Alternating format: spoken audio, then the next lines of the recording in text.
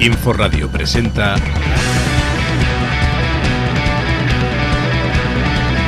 El Cuarto Programa. Capítulo 21. Con Carlos Padilla.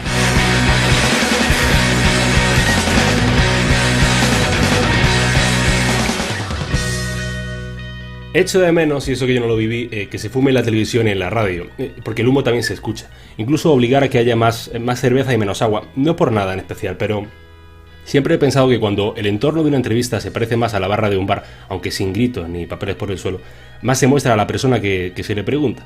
En nuestra vida cotidiana somos un poco perros de paja que aparentan cosas para ocultar su verdadera naturaleza. El bar nos desnuda, el camarero nos sienta en el diván de la esquina y nos sirve las aceitunas que se toman como pastillas para el tratamiento. Me temo, sintiéndolo mucho, que una entrevista como la que estoy a punto de comenzar no se le parece a un bar, pero la distancia entre Barcelona y Granada nos separa. Espero que sin aceitunas de por medio seamos todos un poco más nosotros en la barra de este bar vía online que se llama El Cuarto Programa. Bienvenido, Juan Soto Ibars. Muchas gracias. Gracias por estar aquí. ¿Qué tal estás? ¿Cómo está llevando ya, no sé si el confinamiento, se puede decir todavía confinamiento o está ya mal decirlo? Pues bueno, sí, no sé si entra en el mundo de la corrección política, el decir confinamiento ya no se puede decir, pero yo ya estoy más bien en la nueva normalidad, ya empiezo a experimentarla. Me he acostumbrado tanto a esta forma de vida un poco parasitaria y vegetal que ya me lo paso hasta bien, no sé, las primeras 2 semanas de confinamiento fueron un horror porque tenías sobre todo que enterarte de qué estaba pasando y había demasiada información y era todo muy caótico y en fin, era bastante infernal por la parte laboral incluso, pero ahora ya no sé, es que creo que no sé si, supongo que habrá gente que se quiere tirar por la ventana y que ha discutido mucho con su pareja y que, bueno, en fin, que no se soporta a sí misma, pero los que somos un poco vanidosos, pues acabamos estando muy a gusto. Encerrados entre 4 paredes y hay libros y hay cerveza y hay cigarrillos. Sí. Pues no hace mucho más. Se sobrevive, sí, ¿no? Te hago una pregunta que ya voy a dejar de hacer, porque he estado haciendo entrevistas ahora vía online, cuando hacíamos el programa allí en Madrid, no las hacía, bueno, cuando no había pandemia no las hacía, ahora que las hacía vía online sí las hago, pero como me he dado cuenta que todo el mundo responde, la mayoría de las personas responden más o menos lo mismo, y además te escribiste en el Confidencial una cosa que me pareció muy acertada sobre ello, que fue una cosa que sobre si vamos a salir mejores de la pandemia, del coronavirus, de la crisis. Ahora respondes, pero escribiste una cosa que me gustó mucho, que dijiste: los presos que salen de la cárcel cuentan siempre la misma historia. En el presidio hacen amigos importantes, casi hermanos, pero después de salir el vínculo se evapora. Pues más o menos nos pasará lo mismo, ¿no? No sé si tú también eres... es que no sé si pesimista, realista sobre si saldremos o no mejores de esto, que yo ya creo que no. Yo tuve ilusión de que fuera así durante unos breves momentos que duraron lo que dura el rocío en la hierba, vamos, o sea, instantáneamente se evaporaron, pero ese principio de recibir el puñetazo todos a la vez y de ver que en el shock pues había cierto movimiento colectivo y por lo que yo llevaba pensado de casa antes de que pasara esto. Yo con el tema de la polarización llevo muchos años escribiendo sobre él y tal, y es una cosa que me ha preocupado mucho desde mucho antes de que fuera tan cercana como es ahora. También porque vivo en Cataluña y aquí es mucho más presente desde hace más tiempo el tema de la polarización. Y yo decía, de esto solo nos puede salvar una invasión extraterrestre. Porque en las pelis de invasiones extraterrestres se ve que cuando llega un enemigo exterior, o nazis zombies o algo así, ¿no? En ese caso, yo pensaba que seríamos un poco, no inteligentes, pero astutos, tener el instinto de supervivencia, ¿no? Y poder unirnos frente a un enemigo común. ¿Qué nos ha enseñado el virus? Que no podemos salir mejores de esto porque si entramos cabreados y gilipollas por una puerta, no vamos a dejar de ser cabreados y gilipollas al haber traspasado la puerta. Estamos en un proceso que yo creo que está sacando no lo peor de nosotros mismos, pero sí lo mismo que había. Simplemente a lo mejor todo nos afecta más, la gente está un poco psicótica, supongo, de estar tanto tiempo encerrada y anda con menos paciencia. Yo me imagino que ni peores ni mejores, vamos a salir un poco más ojerosos, un poco más gordos, un poco más fofos y un poco más psicóticos y neuróticos, y esto se nos pasará. Pero cuando se nos pase tampoco seremos ángeles, o sea, seremos pues como los que entramos por la puerta, gente que se peleaba porque un chiste le molesta o... En fin, ya he visto que hoy, por ejemplo, la gente está ofendida porque Filmin va a poner la saga de Torrent y se quieren dar de baja. Sí, sí. O sea, veo que ya estamos recuperando un poco la normalidad, pero es que, claro, la normalidad era aquello, tío, o sea, no... Donde no hay mata, no hay patata, como decían en la hora chanante. Que no haces caso a esto que ha dicho el gobierno del spot ese que decía, salimos más fuertes. Pero es que eso es una cosa de autoayuda. Mira, hay muchas cosas que me gustan del PSOE. Es uno de los pocos partidos a los que he votado más de una vez.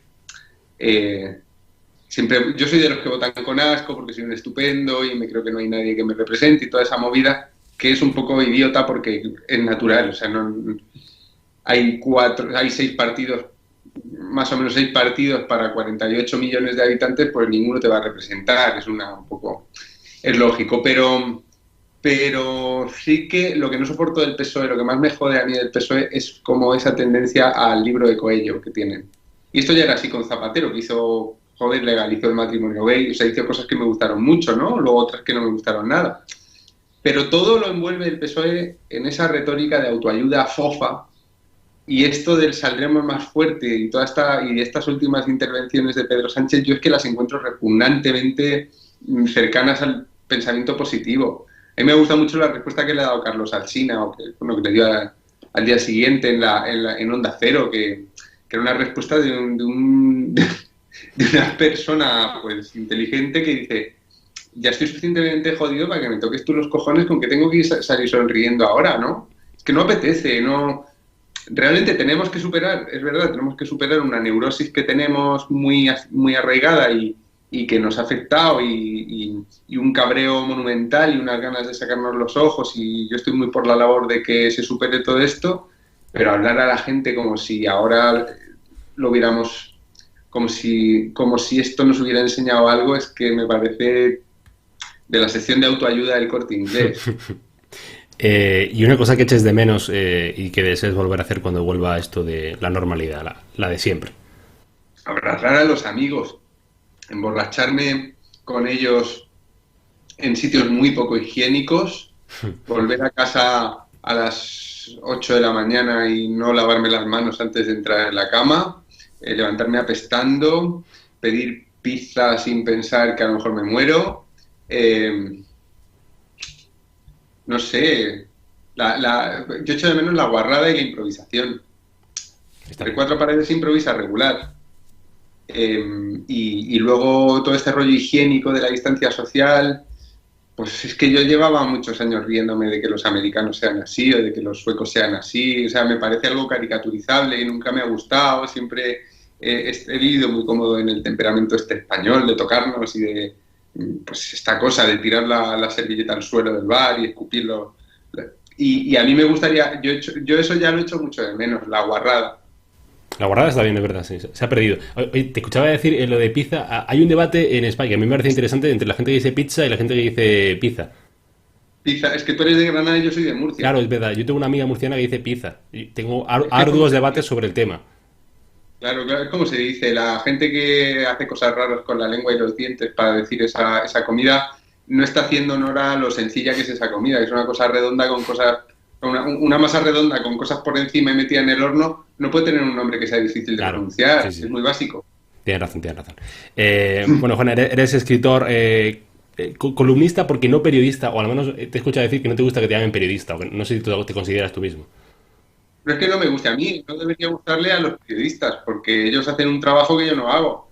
Ya es bastante que tengan que aguantar columnistas en sus periódicos, tocándose los cojones y con una bata en su casa y escribiendo de lo que leen de leídas, como para que encima vayamos diciendo que somos periodistas. Yo al periodismo le tengo mucho respeto, aunque a veces el periodismo no se tenga respeto a sí mismo, y creo que es una profesión que requiere unas actitudes que yo no tengo porque no me interesaron cuando estudiaba la carrera y porque no las he puesto en práctica casi nunca. Yo te puedo hacer una entrevista, puedo escribirte una crítica de cine. Si me entero de algo lo puedo contar de manera que se entienda, pero no voy buscando noticias, y solo hacen mis compañeros del periódico y me parece que hacen un trabajo de la hostia que yo no sé hacer. Yo es como si sé montar en bicicleta pero no sé conducir un coche o algo así, ¿sabes?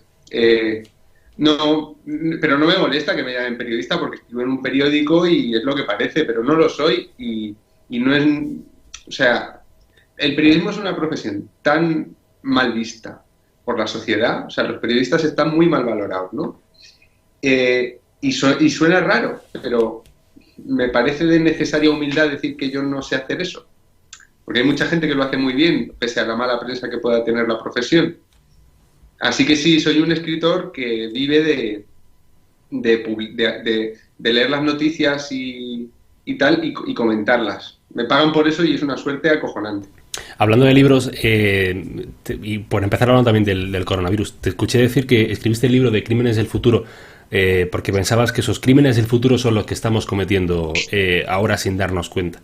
Que esto me recuerda un poco a lo que dijo Edu Madina cuando estuve charlando con él también en el programa, que decía un poco una especie de lo de Auschwitz no empezó con o el nazismo no empezó, Auschwitz no empezó con los campos de concentración, sino que empezó con las palabras. Primero se dijo que íbamos a matar a los judíos y después ya empezó todo eso, salvando todas las distancias porque sabemos que lo de Auschwitz fue lo de Auschwitz. Pero a raíz de esto quería preguntarte, ¿qué crímenes crees sociales, políticos, democráticos, culturales crees que se van a cometer gracias al coronavirus?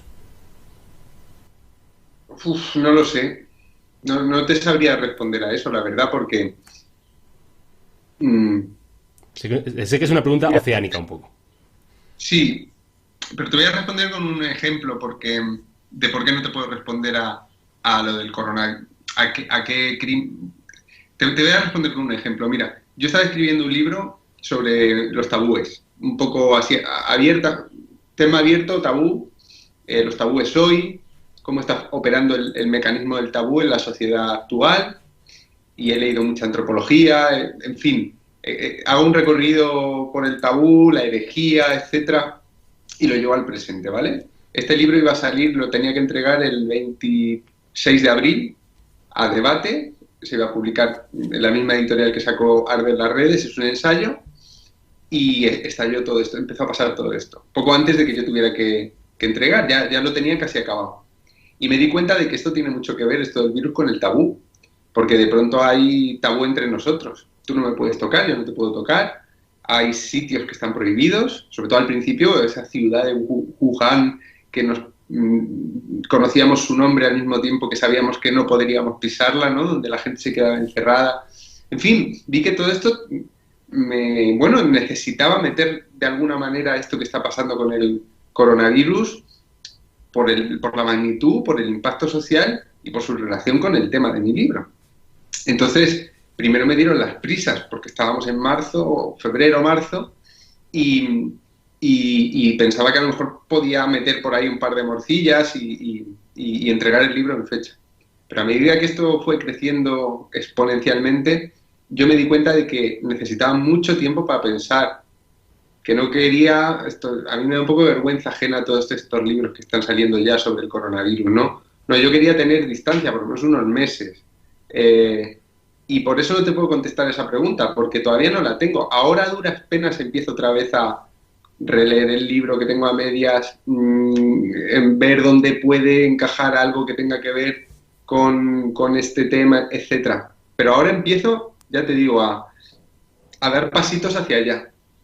Pero yo no tengo ni puta idea, y no creo que la tenga nadie, de qué tipo de crímenes estamos cometiendo ahora por el coronavirus que en el futuro vamos a lamentar. Es que no... Es que tú fíjate, tío, si un mes antes del coronavirus, si en Nochevieja, cuando brindamos por el año 2020... Sí. Feliz 2020, sí. Feliz 2020. Teníamos los felices años 20, que yo decía, este va a ser un gran año. ¿Por qué no me cayera? Pues yo creo que lo de los años 20 igual... O sea, fíjate tú cómo engaña el calendario, ¿no? Porque los años 20, que son precisamente, ¿no?, la locura colectiva y tal, nos ha llegado el año 29 directamente. Pero eso, que si en diciembre teníamos planes y teníamos perspectivas de futuro y teníamos reflexiones sesudísimas sobre lo que nos deparaba políticamente el año y todo eso, de pronto llegó el coronavirus y nos dejó a todos en bragas. Así que yo creo que tenemos también que tener paciencia y decir no lo sé, no tengo ni idea, a veces. No te iba a decir que quizás sea bueno ya a partir de ahora no hacer nunca más demasiados planes. Ya no te digo a largo futuro, pero tampoco pensar un poco a más corto plazo, quizás, ¿no? Sí, sobre todo para los que nos dedicábamos a esto, ser conscientes de que hablar del futuro en un artículo, por ejemplo, es como echar una quiniela. Es que no... Uno tiene intuiciones. Yo, por ejemplo, tenía la intuición, y creo que se cumple, de que la polarización es un proceso que no se puede echar atrás, a no ser que haya una gran debacle, ¿no? Como ocurrió en Alemania. Antes hablabas bueno, Madina, has citado a Madina, ¿no? Que hablaba de Alemania, de los nazis, etcétera. Bueno, ¿qué fue necesario para que volviera la sociedad europea a una paz, a un mundo sin ese enfrentamiento atroz entre totalitarismos y tal? Pues un baño de sangre inmenso, ¿no? Y el coronavirus, aunque haya sido jodido, está muy lejos de la Segunda Guerra Mundial. A mí me daba mucha vergüenza ajena oír a la gente hablar de guerra, ¿no? Hacer esa comparación, porque estábamos en casa, teníamos luz. Coño, lo peor que nos pasó fue que una semana no había papel higiénico, pero es que a la semana siguiente había otra vez. Si eso es una guerra, que vengan los sitios y lo vean. Incluso Supervivientes seguía emitiéndose, que es algo que nos venía muy bien a todos, yo creo, para evadirnos de la realidad. A mí esto de Supervivientes es una idea que siempre sigo comentando, que a mí me parece una locura maravillosa que en mitad de una pandemia haya gente en una isla haciendo un reality show, que me parece muy bueno, para evadirse de la realidad. Sí.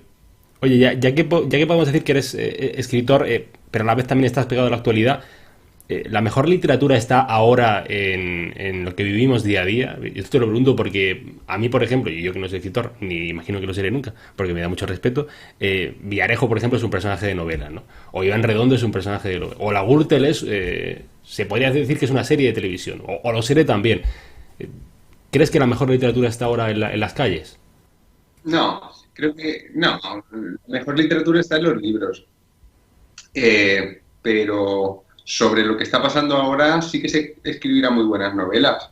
El Cercas del futuro, Javier Cercas del futuro, que posiblemente ahora tenga 4 años o 5 años, escribirá, o 15, escribirá una gran novela sobre la Gürtel.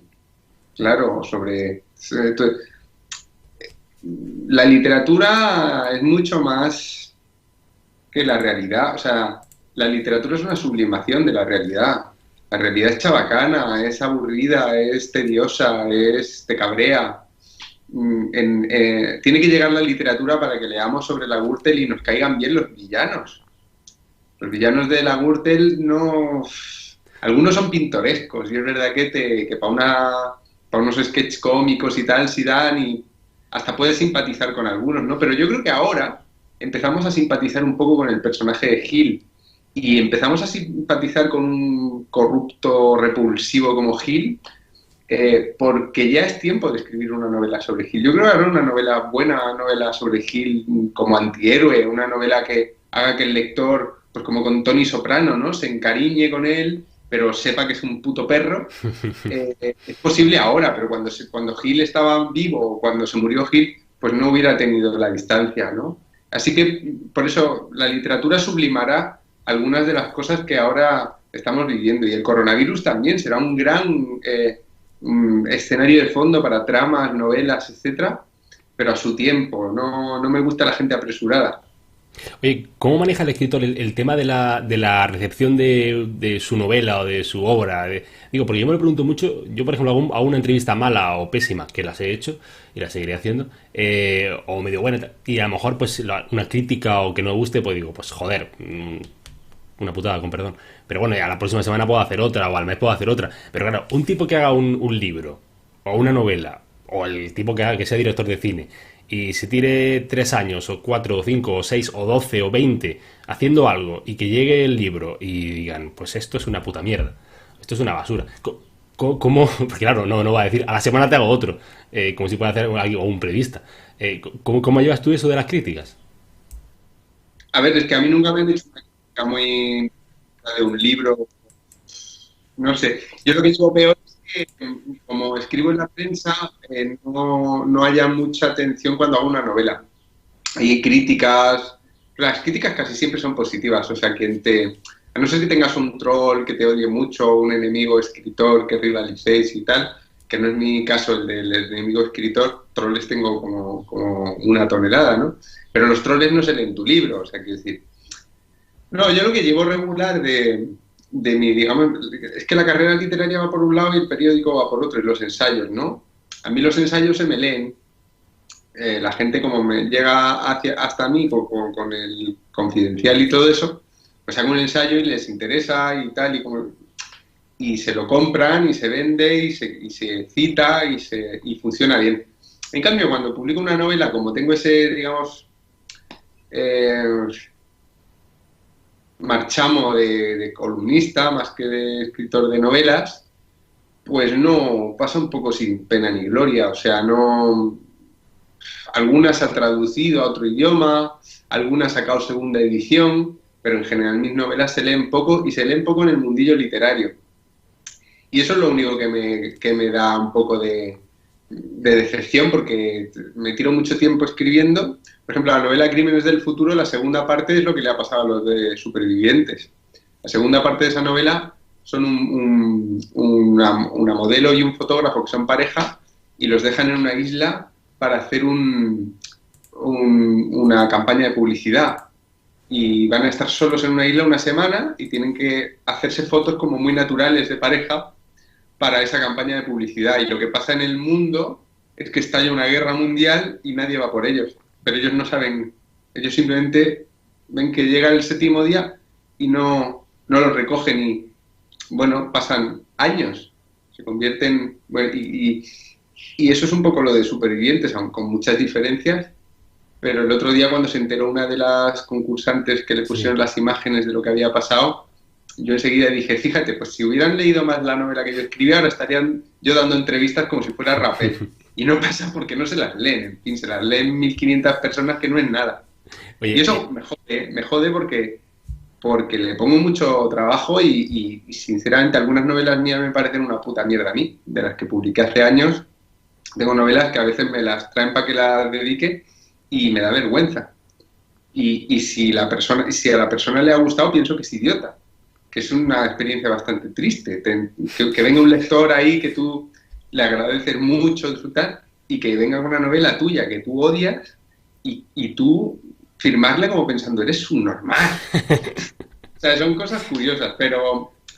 Nada, en general, mira, si es que vivo de lo que escribo, no tengo que trabajar de ninguna otra cosa, y si me quejo es porque estoy en el primer mundo y siempre quieren más, y siempre quieres que te den el Nobel, y cuando tienes el Nobel quieres el Pulitzer, y si no te dan el Pulitzer estás jodido porque solo tienes el Nobel, y somos así de idiotas siempre. Oye, a ti como columnista, ¿te critican más los de izquierdas o los de derechas? Yo creo que me critican más los de izquierdas, porque yo critico más a la izquierda y porque la critico con más mala uva. Y eso es así porque soy de izquierdas. Bueno, cada vez me importa menos y cada vez lo tengo menos claro, pero siempre suelo votar a la izquierda y me preocupan cosas que no le preocupan a la derecha. Y no es que me lleve mal con la derecha, y tengo muchas dudas en economía o así. No sé yo lo suficiente como para saber si funciona o no funciona la receta de la izquierda, pero suelo confiar más en eso porque digo, al menos tienen una intención en la que yo me reconozco, ¿no? Y entonces eso me hace que odie mucho a los políticos de izquierdas, porque los considero unos vendehumos, porque se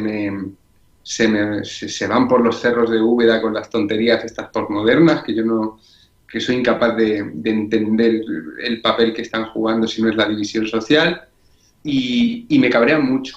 Entonces, de la gente que no me traga, yo creo que es más de izquierdas y que me hacen mucho el vacío y que me leen a escondidas, y esto lo sé porque, o sea, me leen a escondidas quiere decir que me leen pero nunca tuitearían nada que yo escribo. Y esto lo sé porque me lo han dicho ya en estos años suficientes personas como para saber que es una... Pero no vas a dar el nombre, ¿no? de alguna persona, digo. No voy a delatar a nadie, pero que Mejor. hacen esto gente y eso me da la idea de que yo en la izquierda no soy una especie de ser radiactivo. Pero es que eso también te habla más de ellos que de lo que yo hago. Es decir, yo puedo explicar el odio de la izquierda conmigo. De derechas también hay muchísima gente que no me traga. Sobre todo ahora que está Vox y ha surgido una derecha tan subnormal como la izquierda. Y tan posmoderna y tan de baratillo y tan de símbolos y tan de alegatos vacíos y de pelearse unos con otros y tal. Pero, no sé, realmente llevo muchos años cabreado con la izquierda. Llevo muchos años criticando las cosas que me cabrean de la izquierda y reclamando una autocrítica que la izquierda no hace casi nunca. Y no me importa no ser considerado de izquierdas. En eso creo que he hecho un proceso de... A la izquierdista le preocupa mucho que le consideren facha. Yo creo que la gente de derecha no tiene esa preocupación tan importante. Ahora empiezan a tenerla porque ha salido Vox y te insulta diciéndote progre. Y a lo mejor alguien del PP que le llamen progre de pronto en Twitter le empieza a joder. Pero la izquierda siempre ha tenido esta neurosis. Una persona de izquierda no se caracteriza por lo que quiera del mundo, la justicia social, no. Una persona de izquierda se caracteriza porque teme que la llamen facha. Es como el peor insulto, es como si te llaman, no sé, como si te descubren, en fin, robando. Y yo he superado eso y estoy muy contento, porque me ha jodido mucho durante muchos años, tirando yo para la izquierda, que me llamaran facha. O sea, me parecía como muy deprimente, lo pasaba mal.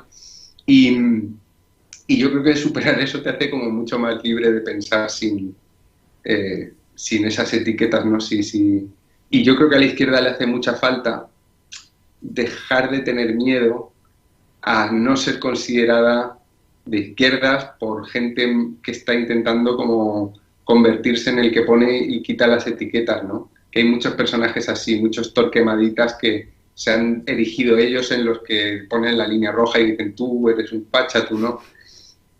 Yo creo que si perdiera ese miedo a la izquierda sería más ágil y estaría menos acomplejada y menos acojonada y sería menos proclive a ser víctima de sus torquemadas de la izquierda facha, que son los que al final yo creo que son los que más me cabrean a mí y que más cabrean a mucha gente de izquierdas. Ya veía yo, bueno, estaba imaginando yo a Pablo Echenique leyendo tus artículos, pero no retuiteándolos por temor a que le llamen facha a Pablo Echenique. Oye, hablamos de periodismo si quieres. No, dime, perdón que te he cortado. No te he cortado yo a ti, no es nada que no sé si... No sé, o sea, Echenique es que es uno de estos que yo no sé qué coño está haciendo. Yo le leía en los retrones, cuando tenía un blog que era público, retrones, ¿no? En público o en el diario, ya no me acuerdo. Pero ese blog era cojonudo porque era él en su condición física destruida y tal, haciendo un blog pues sobre discapacidad, pero sin toda esa mierda de la corrección política, ¿sabes? Decía, yo soy un retrón, llamadme así, me da igual cómo me llaméis, lo importante es que me pongáis una rampa. Y yo decía, joder, qué tío más listo, que no sé qué. Y yo creo que el cargo ese que tiene le ha transformado o le hace decir cosas que no piensa, porque se ha convertido en uno de los peores. Es que es como una especie de Rafa Hernando de Podemos. Es una cosa de... en Twitter sobre todo, ¿no? Y no me cuadra con el personaje tal y como yo lo conocí antes de que tuviera estos cargos, ¿no? O sea, que era un tipo agudo, inteligente, muy heterodoxo dentro de lo que la izquierda en ese momento estaba como llevando muy a gala, del respeto, tratar a los paralíticos como si fueran una mezcla entre dioses y florecillas. No, soy un ser humano, vamos a darnos de hostias si hace falta, pero ponme la rampa, ¿no? Era un poco el tono de... Y me sorprende, me da pena. O sea, has mencionado a Echenique, pues no sé, es que no sé ni si me conoces, señor, es que yo no tengo ni puta idea, no tengo comunicación con los políticos, pero joder, ¿cómo ha podido cambiar tanto? Es que la política es una especie de picadora de cerebros. Yo no... Esa gente que unos años te gusta y dices, hostia, mira, yo temo, Errejón es un tipo igual, yo digo, tipo así, ¿cuánto tardará en convertirse en lo mismo que todos los demás si no se ha convertido ya, ¿no? Por eso tampoco me fío de Almeida, ¿no? Digo, qué guay Almeida, qué bien Claro, ese es el alcalde de Madrid, es que Gallardón de alcalde de Madrid también decía yo, mira qué bien, un PP civilizado, y luego mira lo que hacía de ministro de Justicia, ¿no? O sea, no sé, algo pasa con la política que parece que atrae a los más ineptos de la clase y que también a los que no son ineptos, a los que llegan con no la política, sino el partidismo, ¿no? Al final los acaba transformando en algo que solo le gusta a los suyos, y eso es lo peor. Te noto muy decepcionado con la política. Sí, claro, pero... Pero de años, digo, en algún momento tuviste más ilusión que ahora. No, porque, mira, a mí de pequeño en el colegio me marginaban, yo era un chaval de esos marginados. Y entonces creo que desde muy joven tuve como una especie de alergia a los grupitos. Y me forjé como un individualista muy pronto. Y me gustaba más quedarme en mi casa dibujando o tal, que estar por ahí haciendo equipos de fútbol o de cotilleo, en fin, el rollo de los grupitos, ¿no? Nunca me gustaron. Y yo creo que eso fue la forja de una personalidad un poco huraña hacia todo esto. Entonces, con la política, como hace falta juntarse entre muchos y pensar todos igual, que es básicamente como el funcionamiento de la partidocracia, pues nunca he tenido ilusiones. Oye, No. has definido muy bien a la política, juntarse con un grupo de personas y pensar todos lo mismo. Es justo eso. Digo, hablamos de periodismo si quieres, porque estaba un poco pesimista estos días. Hoy he llevado días más pesimistas. A ver que si me sacas del pesimismo o si me hundo más en la depresión. Sobre todo porque a mí... Perdón, que no te he escuchado. Que te voy a hundir en la mierda. Sí, no. Como quieras que te saque yo el pesimismo, vas listo. Ya veo. No, digo, porque además, justamente la impresión que tiene ahora mismo la gente del periodismo, estaba yo jodido por dos cosas, o molesto por dos cosas. Uno, era claro que era la crisis económica, nos van a titular a los que vayamos a empezar ahora, o nos queden todavía un par de años para terminar la carrera y vayamos a empezar, nos van a titular seguro. Y después otro, con un cabreo y con una... Bueno, era cabreo de decepción. Con esto del pseudomedio de Podemos, que además hoy que grabamos la entrevista, hablas de La Última Hora, el medio yo le llamo el periódico de Podemos, no sé si molestará o no. Y también... Dime. El periódico de Podemos, digo, el periódico de Podemos. Ah.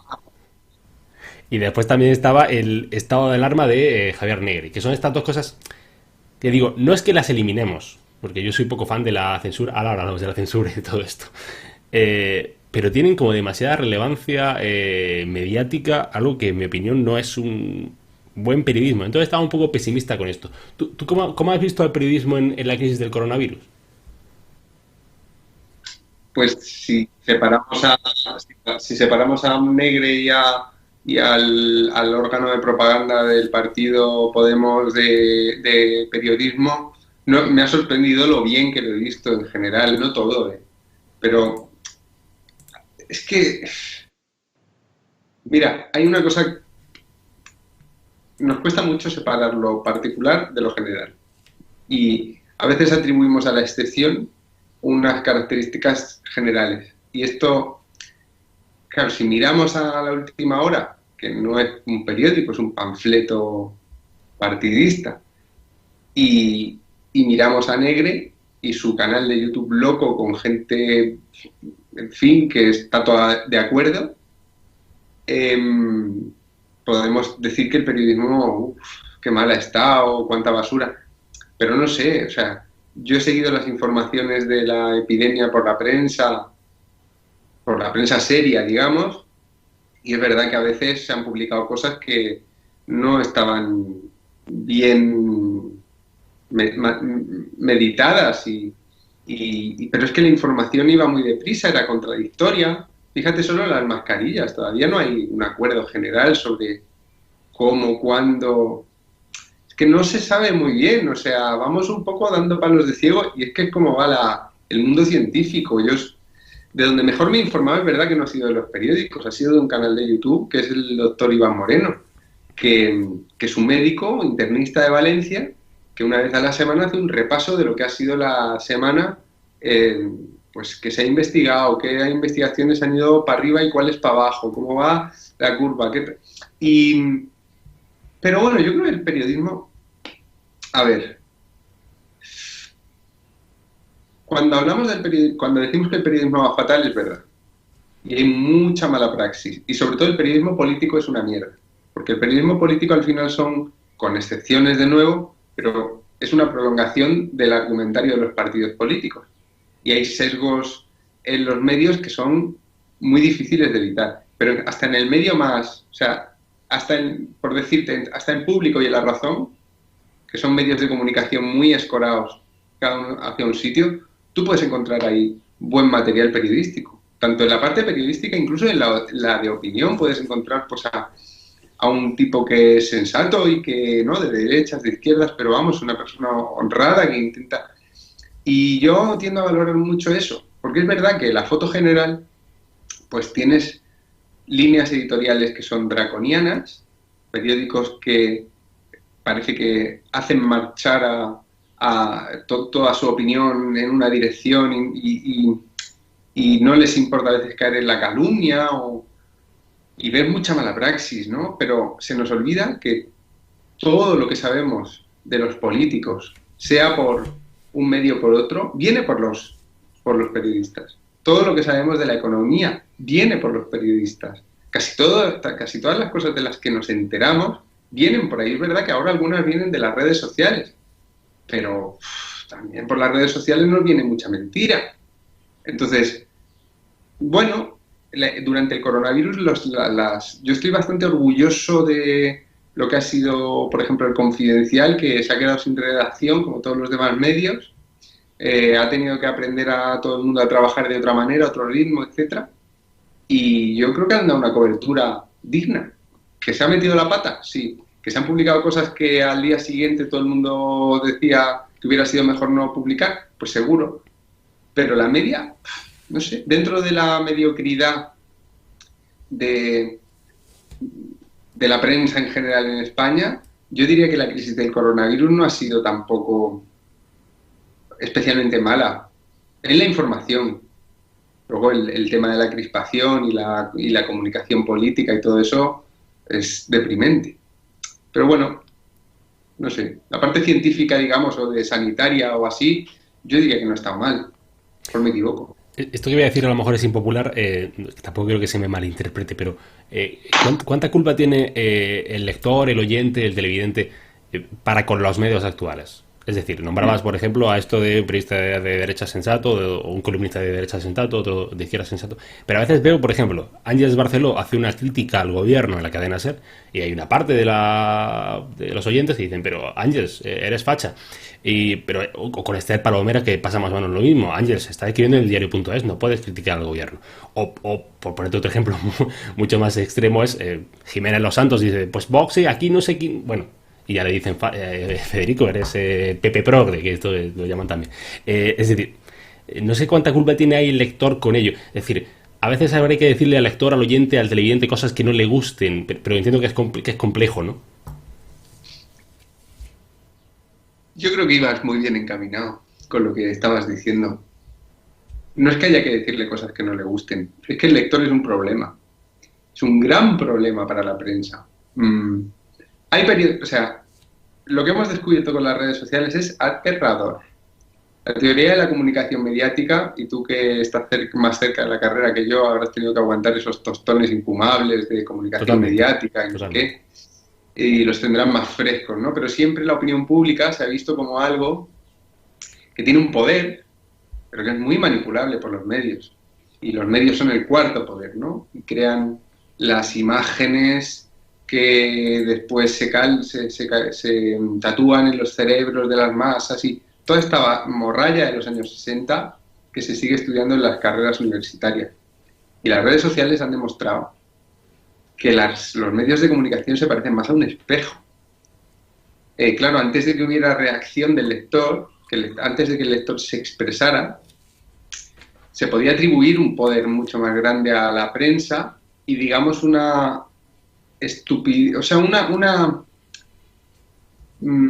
vulnerabilidad o una liviandad más grande a los lectores, ¿no? Pero los lectores recibían, y este es esquema ridículo que se da tanto en la carrera de emisor, receptor, toda esa puta mierda, ¿no? Las redes sociales le han dado la vuelta a las cosas. O sea, cuando un medio publica un desmentido a un bulo, lo que se encuentra es que toda la gente que se quiere creer el bulo sigue defendiendo el bulo. O sea, el desmentido nunca se lee el titular, digamos, sensacionalista, y es lo que se comparte. Y en las redes sociales, la gente reclama a los medios que le digan lo que ellos ya piensan. Y claro, hay medios que lo hacen encantados. Y los medios están muy divididos ideológicamente. Es un poco lo del Marca y el... Con la prensa deportiva teníamos una pista, porque tú vas a un estadio, a un Madrid-Barça, sí, y ves muy bien que no es el Marca y el AS, o el Marca y el Sport, lo que está dividiendo a los aficionados, no. El Marca y el Sport hacen un periodismo deportivo totalmente parcial, y cada uno tiene su favorito y su equipo odiado, pero la afición en el campo es exactamente lo mismo. El Marca y el AS son un espejo de las aficiones, son un espejo. Bueno, pues las redes nos han enseñado que en política pasa igual. Y yo al lector le cargo mucha responsabilidad porque... ¿Por qué estoy en contra de la corrección política? Porque pienso que somos adultos y que cada uno es responsable. Entonces la corrección política dice, no, es que son como niños, hay que dejar de decir esto porque se me vuelven racistas, ¿no? Yo digo, si es racista, es racista. O sea, tú no puedes hacer nada, no puedes meterte en la cabeza de la gente con el idioma. No son niños, no, ya están educados, ya llegamos tarde. Pues con el poder del lector ahora, con el poder de la respuesta que tiene, con el poder de la crítica desaforada y no meditada, con el hecho de que se creen los bulos y los reproducen, y si les das datos siguen en su conspiranoia, yo hago responsable al lector. A la prensa por mentir, sí, desde luego, pero la prensa miente porque la dejan y porque el lector, muchos lectores, reclaman esa mentira. O sea, que OK Diario sea un medio con tantas lecturas, a mí hace, por supuesto, Inda, a la horca, lo que sea, me la suda Inda. A mí lo que me preocupa es que la gente lo lea. ¿Y por qué la gente lo lee? Pues porque quieren eso.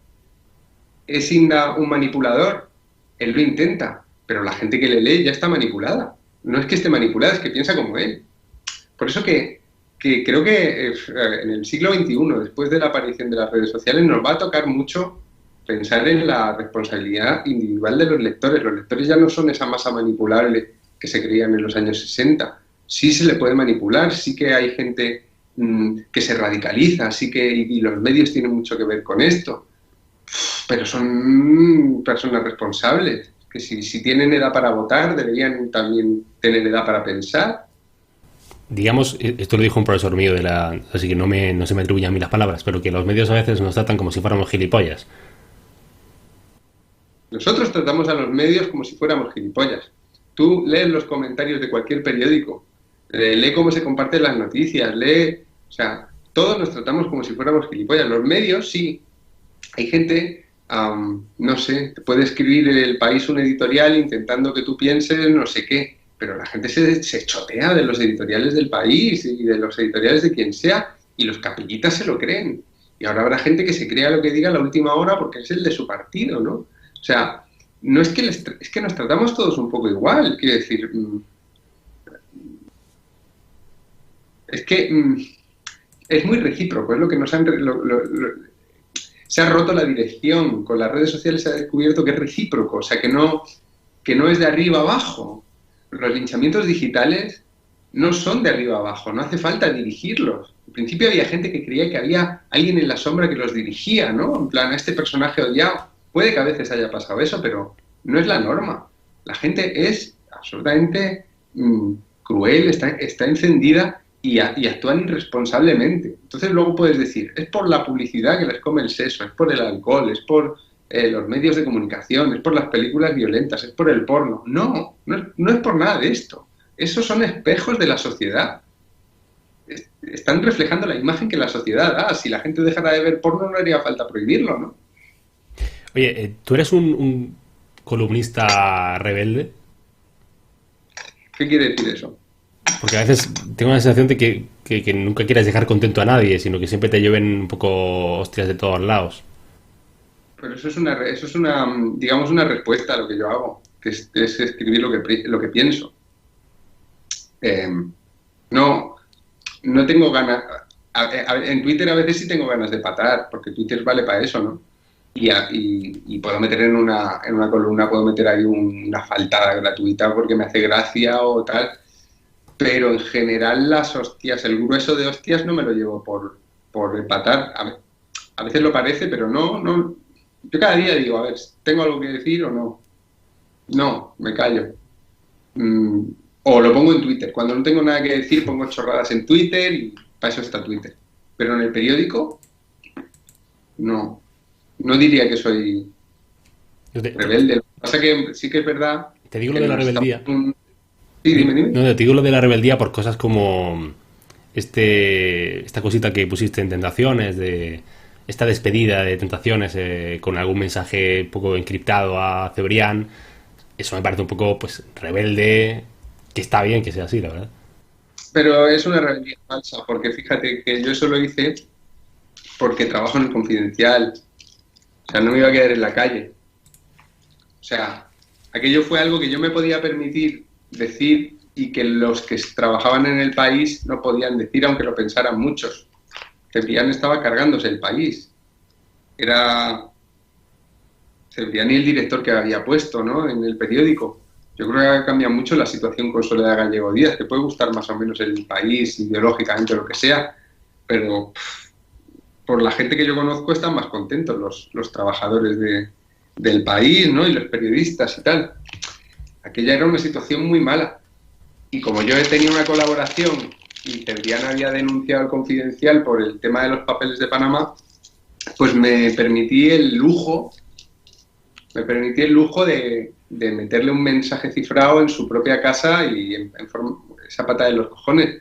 Pero eso no fue rebeldía, eso fue permitirme un lujo, porque lo podía hacer. Si yo hubiera sido redactor del País y pensara lo mismo de Cebrián y tal, no lo hubiera hecho, porque un rebelde a lo mejor sí lo hubiera hecho. Me quedo sin trabajo, me voy a tomar por culo, me cago en el convento. Yo no, yo lo hice porque me lo podía permitir.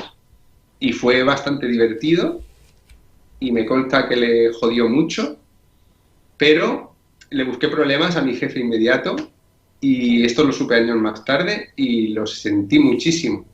Porque en ese momento, cuando yo hice aquello, no pensé que siendo un mensaje tan imposible de encontrar si no lo decía alguien, porque estaban las letras escondidas en las mayúsculas y tal, que le iba a causar problemas a nadie, pero Cebrián era tan hijo de puta que le acabó buscando los marrones al que se había quedado, que era mi jefe directo en el Tentaciones.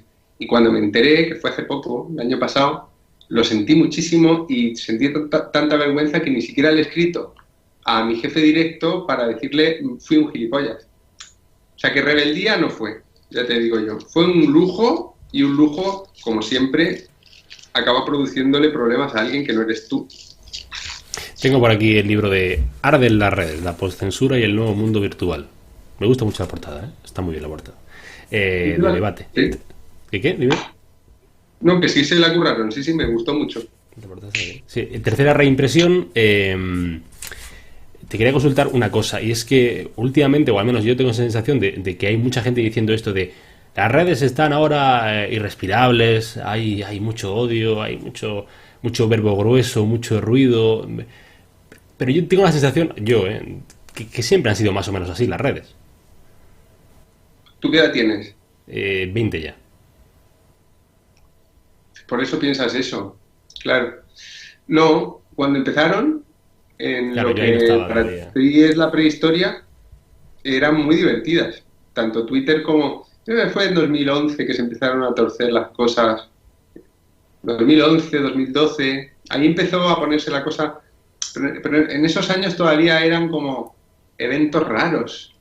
El linchamiento de esta chica que sale en el libro, ¿no? El linchamiento, uno de los primeros grandes, fue el de esta chica que se fue a Sudáfrica y antes de montar en el avión dijo, me voy a África, espero no coger el SIDA, jaja, de broma, soy negra, que es lo que decíamos en Twitter todo el rato, cosas así, y de pronto cuando aterrizó el avión la habían despedido del trabajo, con la que se había montado en esas horas de vuelo.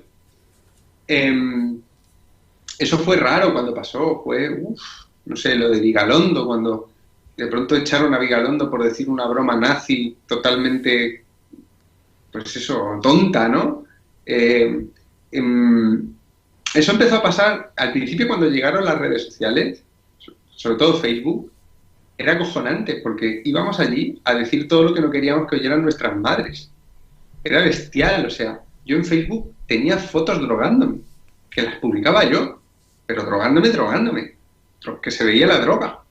Y las subías porque decías, esto es una especie de...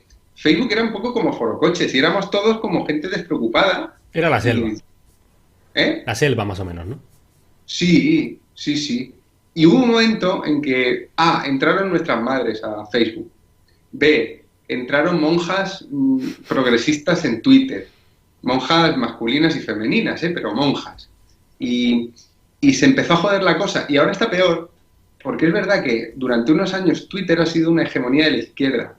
Y en de las redes, si te das cuenta, muchos de los linchamientos que yo disecciono ahí son promovidos por o la izquierda, el feminismo, movimientos así sociales y tal. Linchamientos por motivos, digamos, de ese tipo de ofensa.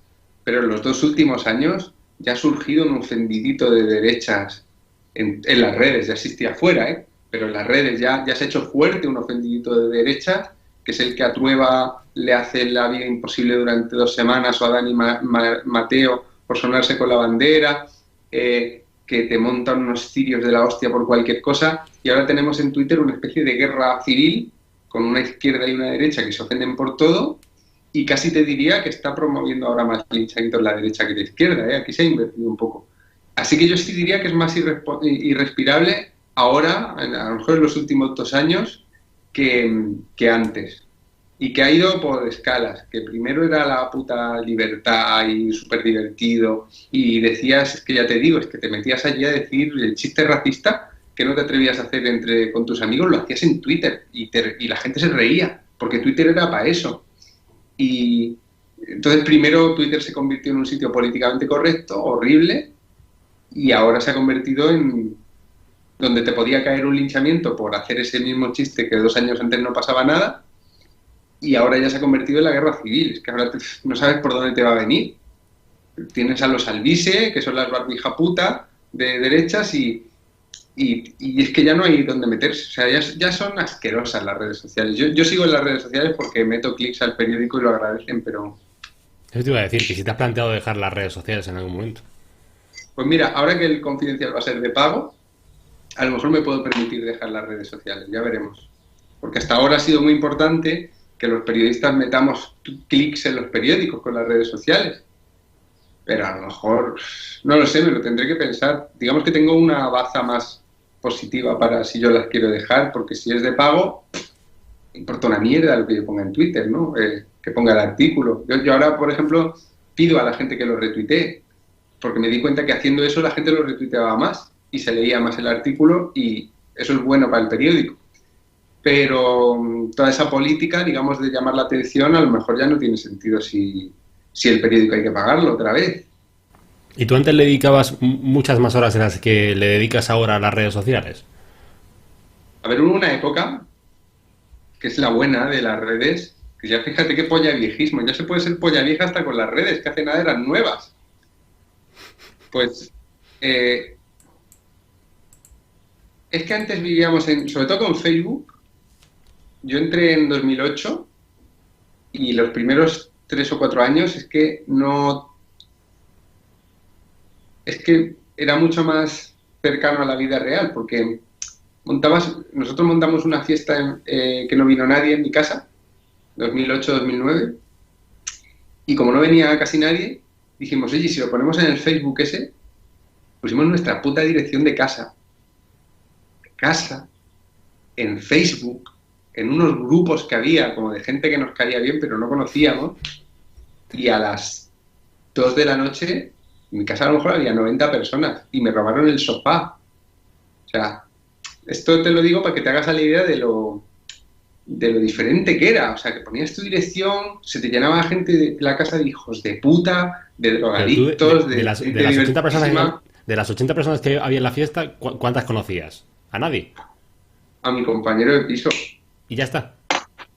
Bueno, algún amigo había, sí recuerdo, es que tengo recuerdos muy lejanos, Muy pero vago. muy ¿Cómo? vagos. Al día siguiente ya tenía recuerdos muy lejanos.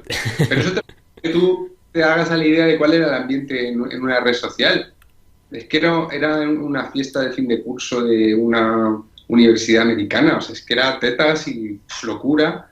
Me Claro, acuerdo, por ejemplo, cuando empezaron a controlar lo de que, pues yo tenía amigas en Facebook que subían fotos en pelota y se supone que no se podía, pero alguien te la tenía que denunciar, no había todavía Skynet ahí controlando, ¿no? Y yo me acuerdo cuando empezó, primero cayeron las tetas, luego las palabras malsonantes, luego lo que se entienda como mensaje de odio, que no tiene por qué serlo muchas veces.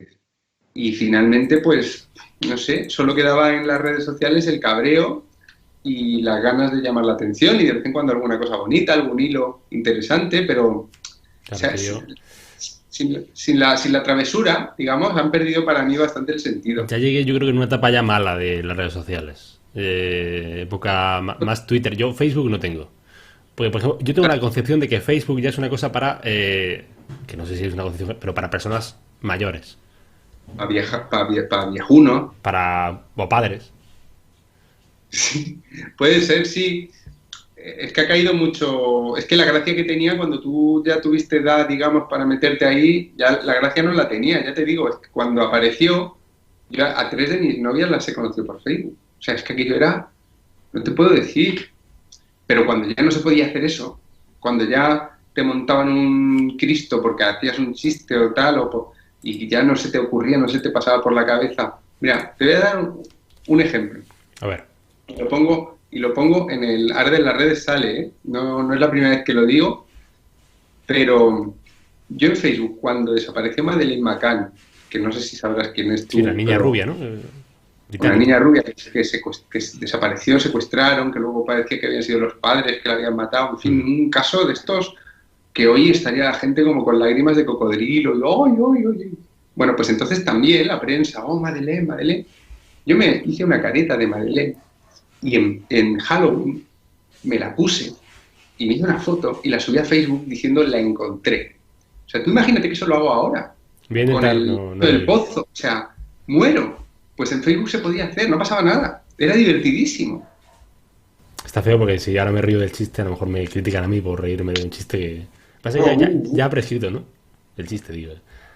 Lo de Era, Madeleine, era, ¿no? una, era mi puta cara Claro, con claro. la careta de la niña esa y yo diciendo la encontré. O sea, la cosa más de humor negro del mundo, porque además no era tiempo después, ¿no? Era durante digamos, el escándalo mediático.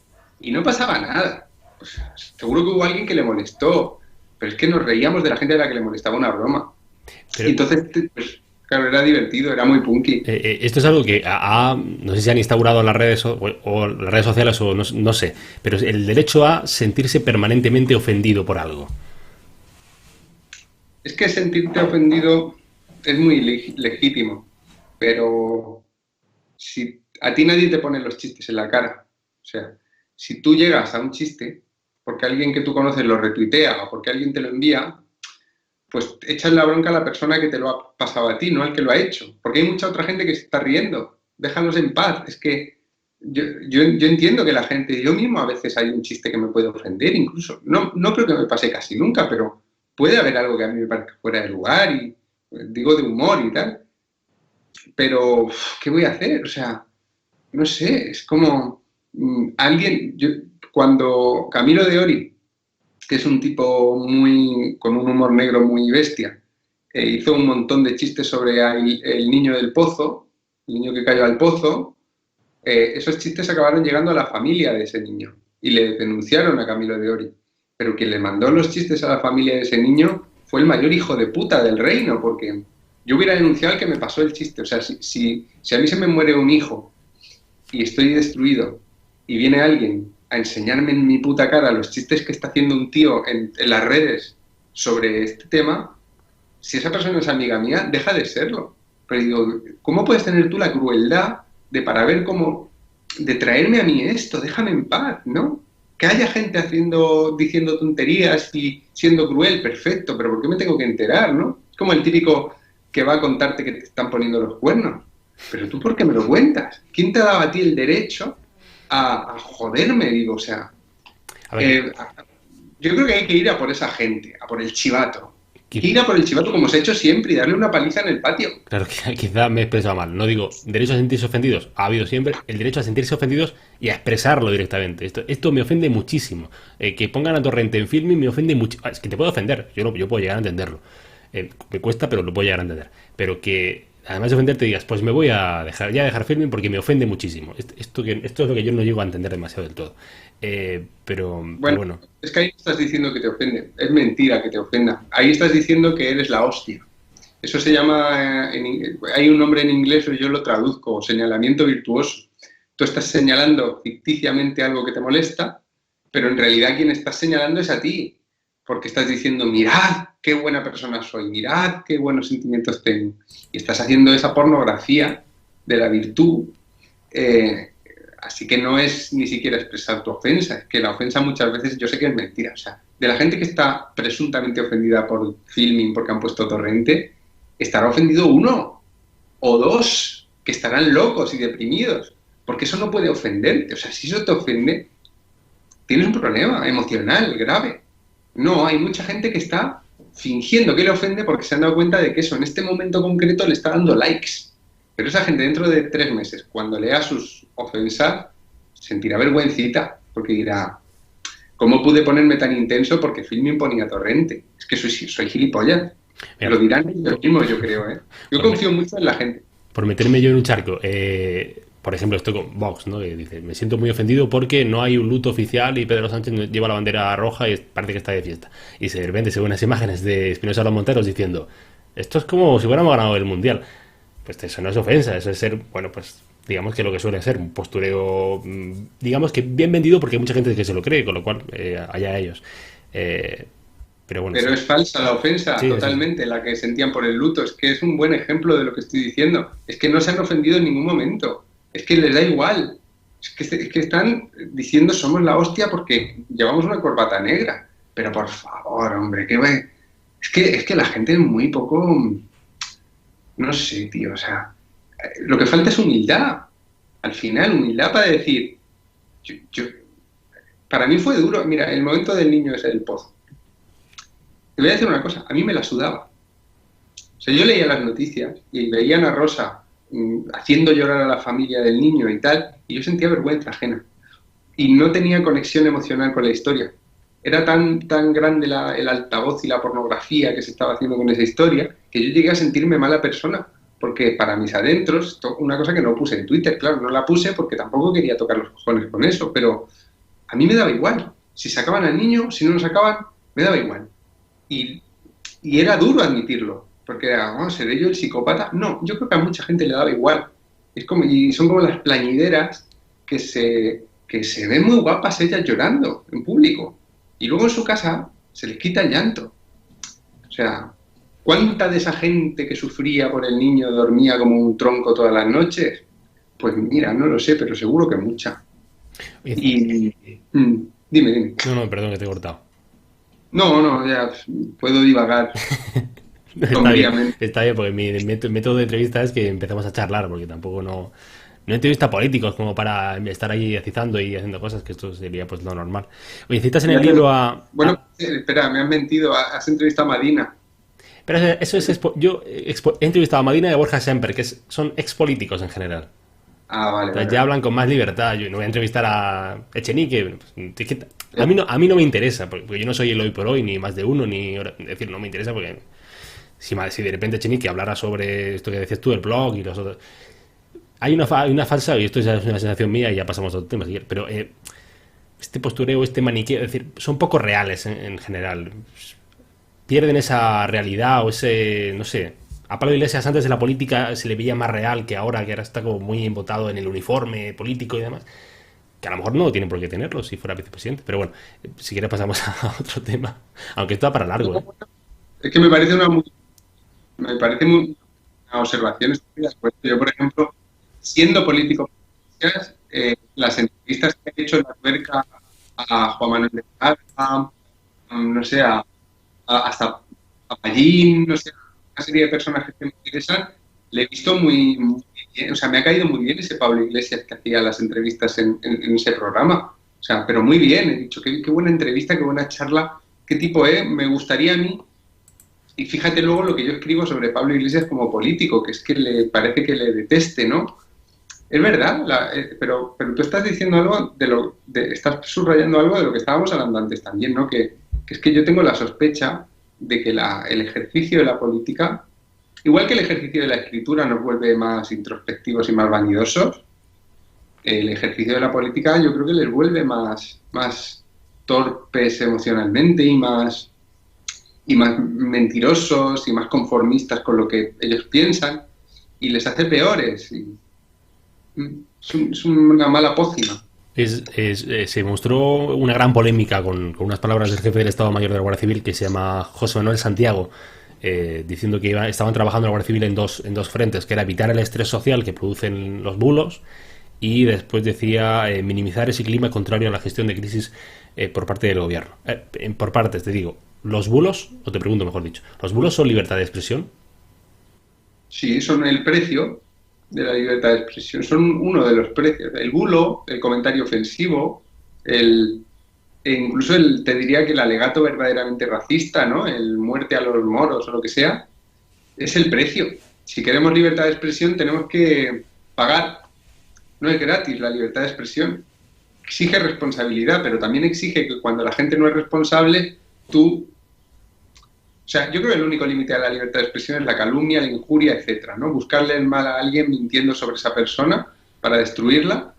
Yo creo que ese es el único y que está contemplado como un límite. Tú puedes denunciar a esa persona por calumnias y puedes conseguir que la condenen y etcétera, ¿no? Y si no es una calumnia, pero tú estás muy ofendido, pues un buen juez dirá, no hay caso, no hay calumnia. Y me parece que ese es el límite. O sea, tú con tus palabras no puedes destruir a tus enemigos. No deberías poder con la mentira. Si tus enemigos son malos, si tú dices la verdad, pues sí, pero el bulo es un resultado de una sociedad polarizada, donde grandes masas de personas se creen lo que les conviene y consideran verdad lo que les conviene. Y eso es lo que ha aprovechado Trump. Entonces, ¿quién va a prohibir los bulos? Si el gobierno del PSOE prohibiera los bulos, prohibiría algunos bulos, con otros sería más permeable. Y la gente de derechas no se creería nada. No se creería nada. Y yo creo que eso es peor el remedio que la enfermedad. Por eso creo que el bulo, viendo la primera parte, es un precio que yo estoy dispuesto a pagar. ¿Y tú crees, como insinuó sobre todo parte de la oposición de la derecha, que está amenazada nuestra libertad de expresión con este gobierno? No, son unos exagerados y la derecha no es quien para hablar de libertad de expresión. Igual que la izquierda tampoco es quien para hablar de libertad de expresión. Nadie en España, ningún partido político en España ha entendido qué es la libertad de expresión. Hay gente en el PSOE que sí, y hay gente en Ciudadanos que sí, y seguro que hay gente en otros partidos que sí, pero yo no los conozco. Bueno, en Más Madrid, yo creo que es un partido bastante cercano al respeto real a la libertad de expresión. A Errejón le he visto decir cosas bastante sensatas sobre tolerar las barbaridades que digan otros, o sea, combatir las ideas pero no prohibirlas, etcétera, ¿no? Todo esto, pero esto es muy residual en la política española, en los partidos, no. Y el PP llora ahora por la libertad de expresión, pero metió la ley Mordaza y ha prohibido conciertos de gente que no le gustan los ayuntamientos que tiene. Y Vox igual. Vox es un partido que si Trueba dice que no se siente español, se le tiran al cuello y que tiene un ejército de trolls barbijaputiles dispuestos a llevar a la hoguera virtual a cualquier hereje que diga algo que no le gusta. O sea que no, odio cuando Vox habla de libertad de expresión, pero me parece, y de incorrección política. Cuando dicen que son políticamente incorrectos, es mentira, de nuevo. Son políticamente incorrectos para lo que no les ofende, para decir maricón, y para eso sí, muy bien, pero para cosas de la bandera, del patriotismo, para un chiste de Carrero Blanco, no son tan políticamente incorrectos, o sea que no lo son. Oye, sobre el asunto catalán, ya para ir cerrando, una sola pregunta que me han pedido que te haga. Dice, ¿son más fuertes las cosas que unen o que desunen? Pues no lo sé.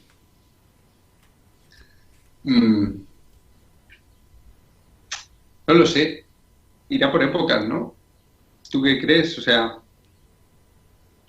Es en una esta pre- época parece que es más fuerte lo que desune, pero la transición ha sido una cosa muy larga. Y la gente dejaba, la transición tiene muchos fallos y lo que quieras, pero la gente en general no estaba como ahora. O sea, que ha funcionado, ha habido un pegamento que ha funcionado unos años. Así que, ¿qué es más fuerte en términos absolutos? Pues no lo sé. Ahora está siendo más fuerte lo que separa. Está siendo mucho más... La energía que tiene ahora la sociedad es centrípeta. O sea, nos tira para afuera, nos separa. Pero en un momento dado puede cambiar y volver a ser centrífuga. ¿Tendrá que haber antes un verdadero crack? Posiblemente. La historia dice que sí. La historia dice que sin una guerra civil no hay una reconciliación. O sin una guerra mundial no hay una paz duradera en Europa. Yo espero que no seamos tan idiotas, pero no creo que seamos más listos que los de los años 20 del siglo XX. Miramos a la historia con mucha superioridad moral y pensando que eran neandertales.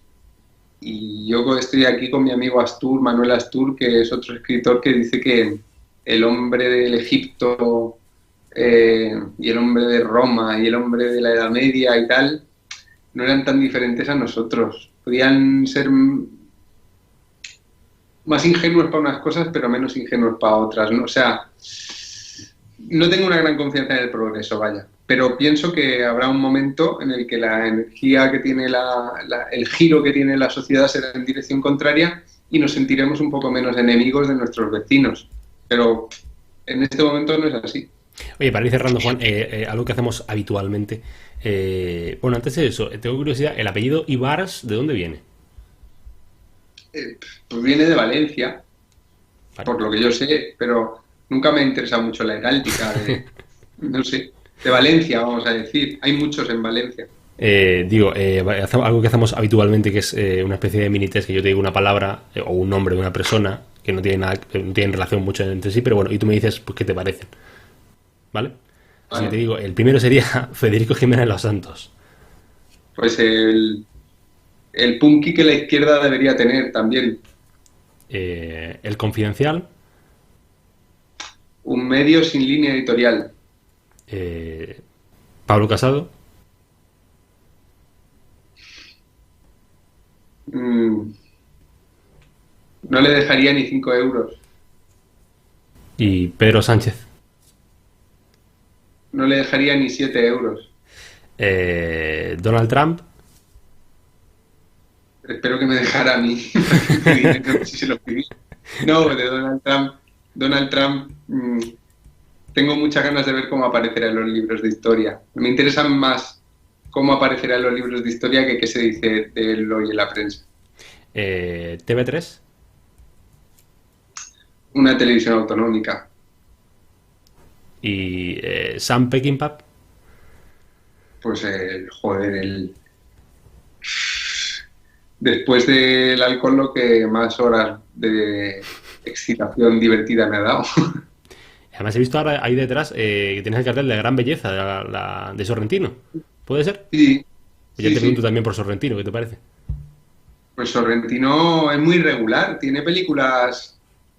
Joder, La Gran Belleza me encanta, las consecuencias del amor me encanta, la que sale de San Pen, Un lugar donde quedarse me encanta. Luego tiene otras que me parecen unos truños manieristas y recargados que no los aguanto, ¿no? Como la del balneario y tal. Irregular, pero muy genio, muy genio. Es que los genios son irregulares, a los genios se les permite, o sea, yo a los genios les perdono a veces hasta los abusos sexuales. ¿Y viste la serie del Papa? Sí, la primera temporada me gustó mucho y la segunda la dejé a medias, pero no entendía nada ya me daba un poco igual. Quería a Jude Law despierto, que a mí yo me ponía burraquísimo. Oye, Jorge Javier Vázquez. Pero esto es lo del test todavía, que Este es tengo que decir todavía, sí, algo sí. breve. Es que Jorge Javier Vázquez es un personaje complejo, ¿eh? Pues No entonces tiene entonces di algo no complejo si tiene- quieres, ¿eh? es que no tiene un tuit ese, no tiene... Yo creo que en su arte de hacer telebasura es muy respetable, porque no es fácil hacer telebasura tantos años y sostenerla. Y yo creo que tiene un circo muy... Es como un poco un maestro de ceremonias de un circo al que yo no iría, pero que me parece que funciona bien, ¿no? También, ahora que no se puede hacer circo con animales, no sé si le joderán el programa, porque allí hay más de uno, más de un cabestro. Pero tampoco... que es un personaje interesante. Yo creo que con la debida distancia, un tipo como Jorge Javier también es un personaje de novela, porque tiene crueldad, también a veces tiene buenos gestos. No me parece sencillo, ¿eh? Me parece que bajo esa apariencia de vulgaridad, es un tipo bastante complejo y con mucho resabio. Es una persona que tendría una buena entrevista de Quintero, por ejemplo. Y Quintero, te leí también un artículo del Confidencial. Nos hace falta un Quintero ahora, que no tenemos. Hay aspirantes muy dignos a Quintero, ¿eh? Están surgiendo. Jesús Úbeda es un quinterito, el Está cabrón. muy bien, en Zenda, ¿no? En Zenda, en Libertad Digital y en Zenda. Luego Alex Fidalgo, que es muy distinto porque no tiene esa cosa así andaluza, es gallego, pero creo que también hace unas entrevistas muy buenas. Es que con los podcasts está habiendo un poco de lugar para que personas que han mamado mucho Quintero puedan hacer algo dignamente parecido a pues esa entrevista con tiempo y tal. Yo creo que el podcast ayuda mucho. A Quintero lo mató la televisión y la radio rápidas, ¿no? Ya no había sitio para alguien como él. Y ahora el podcast los está resucitando. Tú puedes ser uno, si te lo ocurra. Vamos a ver si se deja la gente. Sobre todo que se deja entrevistar la gente. No, pero mi idea sobre todo de Quintero, al menos la percepción que yo tengo, porque yo tengo la etapa ya última, aunque parezca más mayor de lo que soy, en realidad soy una persona joven. Tengo esa etapa última de Quintero en Canal Sur, pero ya algo más o menos lejano y yo no llegué ni siquiera a la época de Radio Jesús Quintero y todo esto, no llegué. Pero sí es una figura que a mí me trae buenas sensaciones. Te voy a recomendar una peli que se llama Mi querida España, y la recomiendo a quien oiga esto, Lo vaya, estuve aunque lo buscando. vea. Mi querida España, de Mercedes Moncada. Hace un tiempo estaba en Filmin, no sé si seguirá estando, pero seguro que se pueden encontrar por ahí en alguna plataforma o para los piratillas, o yo qué sé. Mi querida España. Es la historia de la transición a través solo de entrevistas de Quintero. Y es muy bonito por cómo cuenta la historia de España y los personajes que salen, y porque es que Quintero, o sea, Internet hace mucho, porque yo la mayor parte de Quintero lo he conocido o por los libros suyos, que me los he comprado, o por Internet, porque hay material por ahí, hay poco. Pero Quintero ha dicho, se lo dijo a Jesús Úbeda en una entrevista, que va a empezar a digitalizar su fondo. Y yo creo que eso es uno de los mayores tesoros del periodismo español, el tesoro que tiene Quintero de entrevistas, las de la cárcel, las del manicomio, las de los políticos, Es que hasta cuando sacaba a alguien que no te interesaba, conseguía, o sea, a un torero de estos bobos, a cualquiera, o sea... Pero no me fío mucho de Quintero con eso, porque también escuché decir que iba a sacar y sé que tú la has visto, la charla barra pelea, barra debate con Alsina y con Sánchez Dragó, que decía que iba a escribir un libro y el libro todavía lo estoy esperando y no ha sacado nada. Esperemos que lo digitalice, que sea verdad. Yo, ¿qué te he dicho antes de los genios? Para mí Quintero es un genio.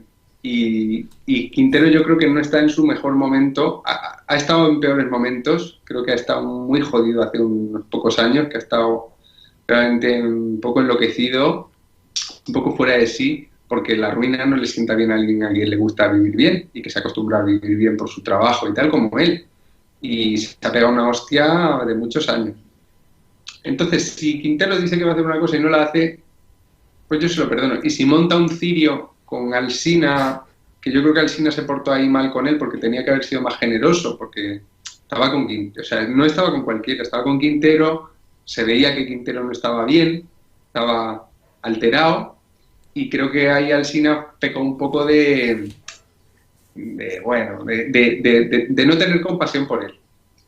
Porque a mí me dio mucha pena esa pelea que tuvieron, y me dio mucha pena porque vi que este hombre, al que yo admiro tanto, pues estaba pasando un mal momento. Es que bastaba ver las imágenes. Yo creo que a veces somos muy insensibles y no nos damos cuenta.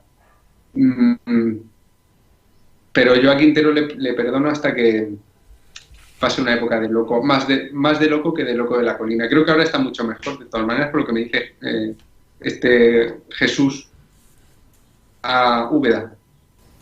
Ya que mencionabas a Fidalgo, ha sido el que ha conseguido la entrevista, el que ha sido el intermediario de conseguir la entrevista entre tú y yo, ¿verdad? Porque si no, hubiera sido muy complicado. Fidalgo es la bomba. Fidalgo tiene unas conversaciones maravillosas, tiene una curiosidad. Es que Fidalgo es también un personaje, es muy distinto de Quintero, porque Quintero tiene, aparte de que Quintero tenía guionistas muy buenos, Fidalgo se lo hace todo él solo, pero Fidalgo, que es un tipo que a lo mejor dirías que no ha leído mucho, o sea, que no viene con todo ese aparato del entrevistador, ¿no? De diván, ¿no? No, es un tío mucho más cercano, que le interesan cosas como la lucha, a hostia, o sea, tiene como... Y lo que tiene Fidalgo es, primero, una bondad alucinante que envuelve al entrevistado. O sea, el entrevistado de pronto se siente cómodo enseguida porque dice, este va de buenas todo el rato. Segundo, y eso es muy importante en un entrevistador, segundo, tiene una especie de inteligencia, una mezcla entre astucia e inteligencia que le permite muy bien ver todo lo que tiene que tocar. Tienes como esa habilidad que yo no la tengo, como entrevistador yo no la tengo, y él sí de, por aquí, me doy la vuelta, ahora por aquí, ahora vuelvo por aquí, y yo creo que lo hace un poco sin darse cuenta, porque es como pura astucia. Y luego tiene otra tercera cosa, que yo creo que es fundamental, que es que tiene una curiosidad desprejuiciada. Y eso es muy raro en las entrevistas. Tú enseguida ves de qué pie cojea el entrevistador. Y como entrevistado, y el público también lo ve. Pero tú enseguida te das cuenta. El Fidalgo es imposible, porque tiene curiosidad por todo. Lo quiere saber todo, le importa lo que piense uno, que piensa de una manera y de otra, y yo considero que lo que hace es, y me alegro mucho de que esté haciéndolo ahora en Podium Podcast y que le hayan dado la pasta, porque es que me parece un tesoro un tío como Fidalgo, vamos. Ya que califica la entrevista de Fidalgo, la mía, que ya más o menos va a terminar, decente. ¿Se nota de qué pico yo o...? A ver, sí, pero eso no es fallo tuyo. Eso es que también tengo mucho ojo y tengo los huevos pelados. Pero muy bien, o sea, el problema con esta entrevista, querido amigo, es que el Skype es una puta mierda. Sí. Entonces, cuando pase todo esto y tengamos posibilidades y yo vaya a presentar un libro a Granada o lo que sea, o tú vengas a Barcelona, hacemos otra con cervezas en una mesa como personas civilizadas. O en Madrid también. Y entonces te diré qué tal entrevistado eres, porque ahora mismo no sé si estoy hablando con mi prima o con mi jefe o contigo, porque el Skype y la pantalla del ordenador le quitan muchísimo encanto a la comunicación. Y miro a la cámara en vez de mirar tu imagen cuando estoy hablando para que no salga mirando para abajo, y estoy pensando en todas estas mierdas, sí. Y no te sé decir, pero vamos, sí. Estaba a gusto contigo, ¿no? Pues muchas gracias. Haría... Muchas gracias, Juan Soto y Bars, pues que sigan comprando los libros y leyendo los artículos, que eso es algo siempre que viene muy bien, pues para el periodismo y para ti en especial, ¿está bien? Así que gracias, Juan. Bueno, pues ha sido un gusto y quedamos para otra, ¿vale? Sí. Cuando se pueda hacer en persona.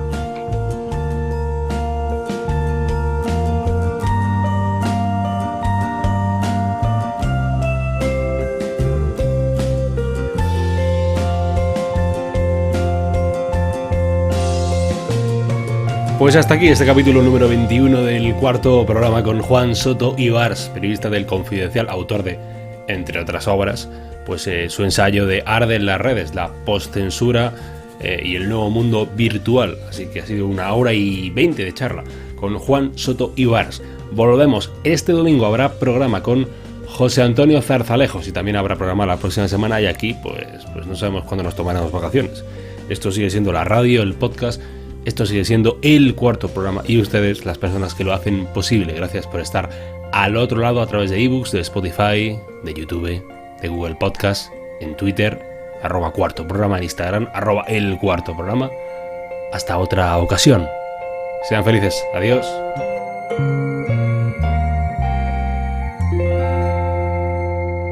Carlos Padilla, el cuarto programa.